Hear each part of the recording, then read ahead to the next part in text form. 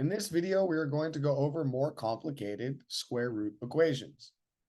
These can be a little difficult. So as long as we maintain what we learned on the last video and move slowly, these will not be too bad at all. All right, let's just get started. Let's start with number 13, please. So the first thing we already know from the previous video is that we need the square root completely by itself. Is the square root completely by itself? We look at the equation, we notice the left side is only a square root. So yes, the square root is completely by itself. That means I can square both sides. When I square both sides, this will cancel out the square root on the left, and it will just square the right. And if you notice, we don't just have an a to solve for. I have an a squared, and a 10a, and a 16.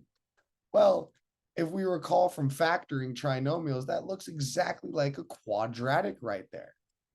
And then we're going to just jump straight into X method. Now, if you recall from the previous video for X method, now this will be put into practice while going through another problem. So first we establish A is 1, B is -10, C is 16, because all we're doing there is writing out the coefficients. We do 1 times A times C, 1 times 16, on top, positive. We have a negative B. We will be adding the factors since it's a positive on top. We have to put this over an A over an A. We use the factors of 16, and we need them to go to, combine to 10. So first I'll do 1, 16. 1 plus 16 is 17. That does not work. Then I'm going to choose 2. 16 divided by 2 is 8. 2 plus 8 is 10. So we're good. I know we're adding them. We're just going to need to mess with the signs. So I put my 2 down. I put my 8 down. Or let's recall, it needs to be a -10. So they're both negative. Rewrite it as denominator keep sign numerator. Denominator keep sign numerator. And we have factored that. We are not done. We need to solve for A minus 2 equals 0, A minus 8 equals 0, add 2 to this one. I'll just get rid of this problem, huh? I'll just put it here. We'll see what happens. Add 8 to this one, and we see 8A is equal to 2 and 8. Now, it is important that we check these answers with our square root to make sure we do not have an extraneous solution. What does that mean? I'm not allowed to take the square root of a negative number. So therefore, if my square root becomes negative from one of these A values, it will not work. So we're going to plug in A to the square root to make sure it's positive. So we plug in 2. We see -16 plus 20 is going to be a positive 4. So we're good. And then we're going to plug in 8. And we see -16 plus 80 will also be positive. So we're good to go.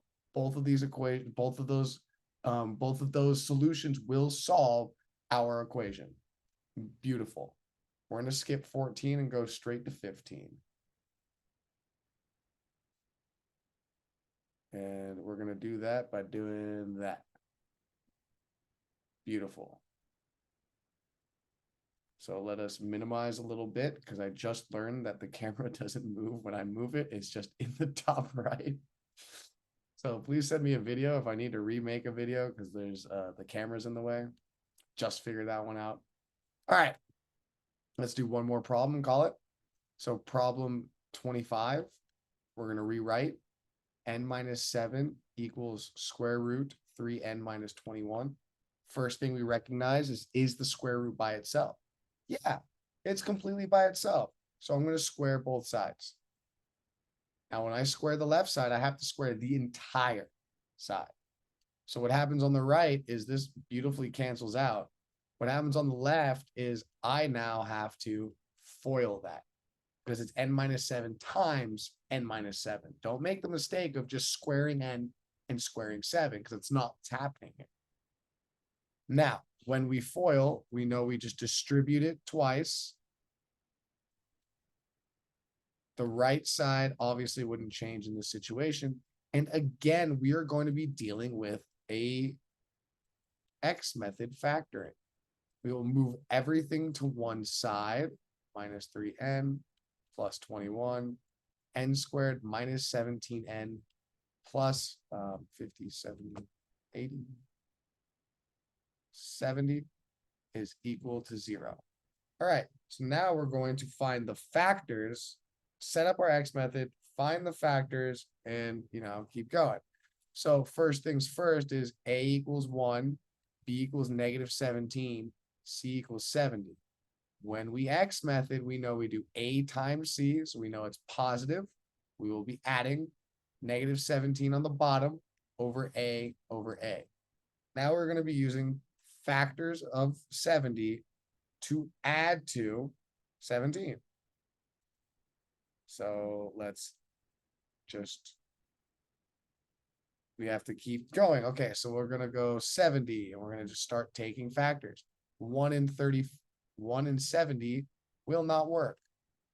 2 and 35 will not work. 70 divided by 3 is a decimal, so that does not work. 70 divided by 4 is also a decimal. 70 divided by 5.